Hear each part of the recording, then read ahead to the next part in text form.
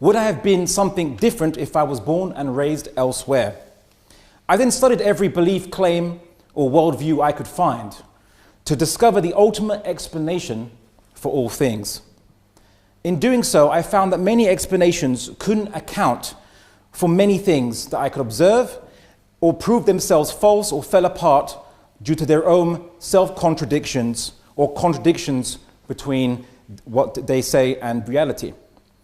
For example, I encountered Trinitarian Christianity, which argues that God is both one and three, and that the infinite, immortal God is also a finite, mortal man. I encountered polytheists who argued that there are many gods, some eternal, some who popped out of nothing, who are all infinite but have created and finite human or animal forms, suffer ignorance, tiredness, and even injury. Some Pacific island religions consider volcanoes who created their island and whose sediments make the ground highly fertile for cultivation to be also eternal and divine.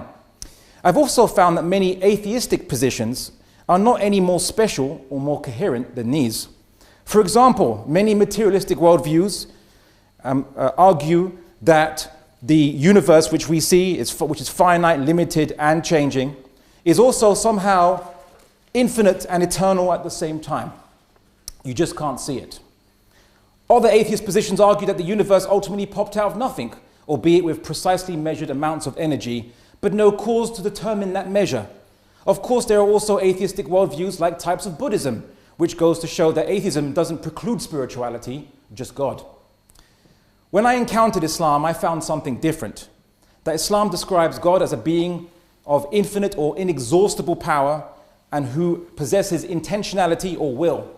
He has no human or animal attributes, forms, natures, or appetites. Islam teaches that God is genderless, does not experience tiredness or ignorance, and exists without peer. Surah Ikhlas of the Quran makes clear, Bismillahir-Rahmanir-Rahim, Qul huwa Allahu ahad. Say God is one, Allahu Samad. The self-sufficient, Lam yalid wa lam yulad. He does not reproduce, nor was he reproduced. وَلَمْ يَكُنْ لَهُ كُفُوًا أَحَدٌ. There is nothing like him, which means he is without partner, because if there were other infinite gods, they would all limit each other and all would not be infinite or gods at all. This is the Islamic concept of God, a pure indivisible oneness, a cause and initiator for all things, a divine unity behind the multitude of created things. And it is the only explanation that is without contradictions and circular reasoning and does not need to appeal to any mystery to hide faults it simply doesn't have. Islam's message to mankind is to avoid the error of mixing the infinite and the finite together and creating false idols by attributing to limited and finite things the attributes that belong only to the Creator and vice versa. Instead, Islam asks mankind to recognize the infinite alone as the ultimate creator of all things, who is separate from his creation and not like it. Is this a God peculiar to Islam? No. Anyone on earth today or in history who worships an infinite, unlimited creator who willed all things into existence and does not resemble any finite things or creatures worships the same God we do, whatever religion they call themselves. Islam teaches that it is not something new, but merely a reiteration of the same message that has been repeatedly sent down to mankind throughout different times and places, producing commonalities in many religions throughout history. Now to the title of the debate, Islam explains reality better than atheism. Some might say, well, atheism doesn't seek to explain anything. It's only a lack of belief of God or a rejection thereof.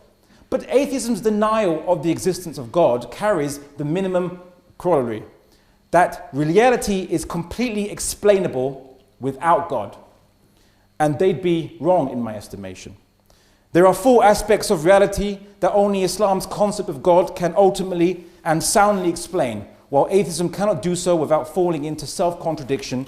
And these aspects are change, matter, finitude, and specificity. Atheism rejects the only sound explanation for change.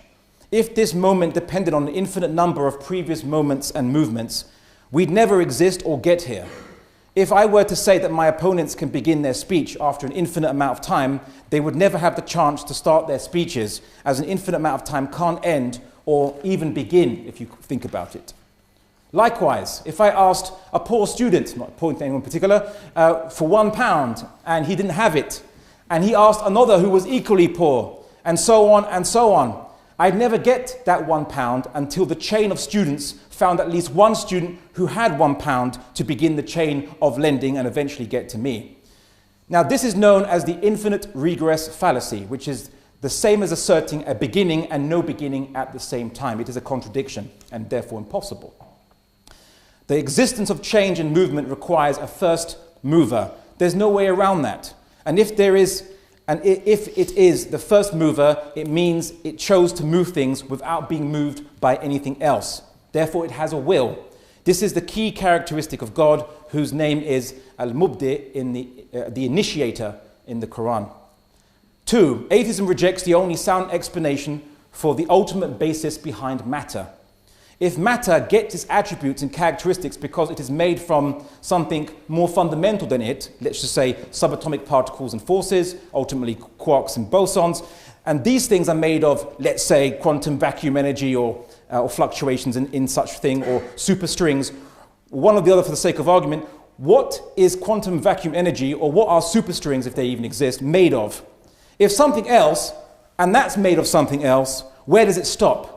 If it has no end, then nothing would exist. It's like saying a branch is held aloft from the ground by an infinitely tall tree, or a pond has no bottom to hold up the water, despite the water being at a specific level.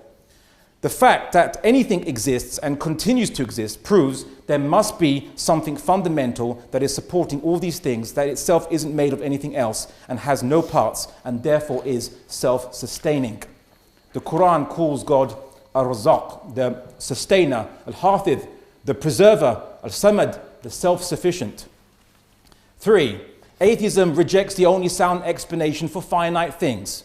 If something has size, shape, charge, or a specific characteristic, what determined these limitations in the first place?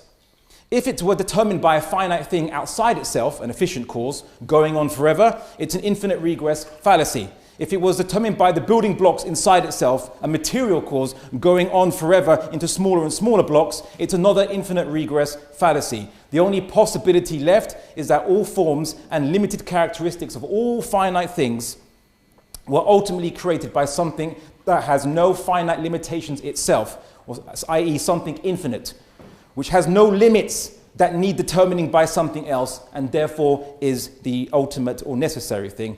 And it creates all other things. The Quran calls God Al-Khaliq, the creator. 4, atheism rejects the only sound explanation for the specificity of finite things. Things in the universe, including the magnitude of the forces of gravity, strong, weak, and force, and electromagnetism, and the amount of energy contained in the universe, are specific to a certain magnitude, size, quantity, and quality. Considering that the universe could have one quark more than it has, the question is, what determined it would be one way and not another? Perhaps the conditions prior to the universe's emergence, shall we say, led to the conditions we see now. But this only shifts the burden of explanation further along the chain. What then determined the precise pre-existing conditions before the universe that led to our universe being the way it is? If we invoke an infinite chain of pre-existing conditions to explain our current condition or the condition of the emergence of the universe, this is yet again another infinite regress fallacy, I'm afraid. The only remaining explanation is that something ultimately chose or determined by its will all things to be the way they are. The Quran calls God Al-Musawwir, the shaper. Islam posits that God ultimately created and sustained all things. He is infinite, unlimited, and self-sustaining, and he alone measured out the numbers of things and apportioned all the regularities, or what you call natural laws, behind all things. It is the Islamic concept of God that not only explains reality better than atheism, but it is the only explanation ultimately that can explain reality that we see, which does not possess self-contradictions, circular logics, or appeals to mystery or blind faith. The arguments of atheists, in my experience, are no different to those I've encountered from polytheists, Trinitarians, or volcano worshippers. Atheists just call their God the universe, which essentially is just a bigger volcano. Thank you.